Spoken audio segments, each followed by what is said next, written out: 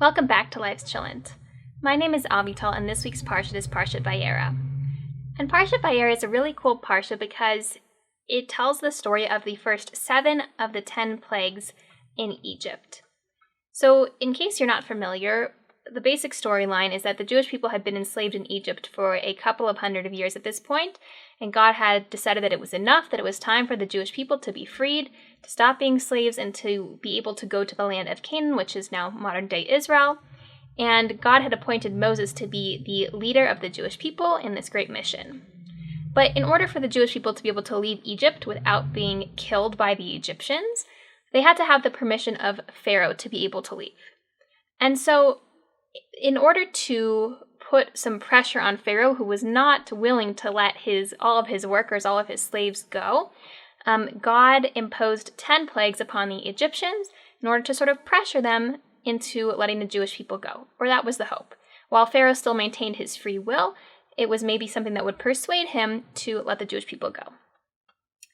And so we see the first 7 of these 10 plagues in this week's Parsha. And there are 2 that when I was reading them really stood out to me for a particular reason. So I'll share. The 2 plagues are lice and boils. So with lice, the Torah says about the plagues, of how to make the plagues come to be, "Hold out your staff and strike the dust of the earth, and it shall turn into lice throughout the land of Egypt." And similarly, when we're talking about boils, it says, "It," meaning furnace soot, "shall become fine dust over the land of Egypt, and cause an inflammation breaking out in boils on man, and these throughout the land of Egypt."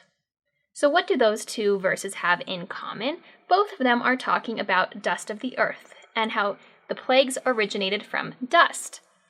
Now we do see dust in other parts of the Torah, but there are a couple of references to dust that I thought were particularly relevant. The first is that the very first man, Adam, was created from dust of the earth. When we read the verse talking about how man was created, it says God took dust of the earth and formed man. So human beings, our origin is in dust. And later in the Torah, when we see Abraham, God tells Abraham, "I will make your offspring as the dust of the earth, so that if one can count the dust of the earth, then your offspring too can be counted." So this is Abraham, the very first Jew, the very first monotheist. Abraham, who is alone in the world in his ideas, and God is saying, so numerous, so great are your descendants going to be, that they're not going to be able to be counted. The origins may be like dust, they may come from nothing, but they're going to become this great nation. And so when we take these 3 stories, when we take Adam being the very first man being created from dust, when we take these 2 of these 10 great plagues, and we see that they began from dust, and when we see Abraham and the Jewish people, that they are likened to dust also in their numbers and in the way that they are spread out throughout the world, we can gather some conclusions, which is that we may start from dust. We may start from nothingness. That's exactly how Adam started, from nothingness. But we are all capable of achieving greatness, even though we started from nothing. We may not have been born with the right gifts, the right abilities, the right skills, into the right environment, but we can all rise from dust into greatness, just as the plagues came from the dust of the earth and spread out all over Egypt and inflicted a lot of discomfort onto the people of Egypt. And just as the Jewish people are likened to dust, that we may seem like nothing, but we are mighty and we're strong and we're so vast. And just like Adam started from dust, he started from the ground and the dirt and the earth, and mankind is this great number of beings who are strong and who have accomplished so much and who have truly changed the world. And yet all of those things began with dust, began with nothing.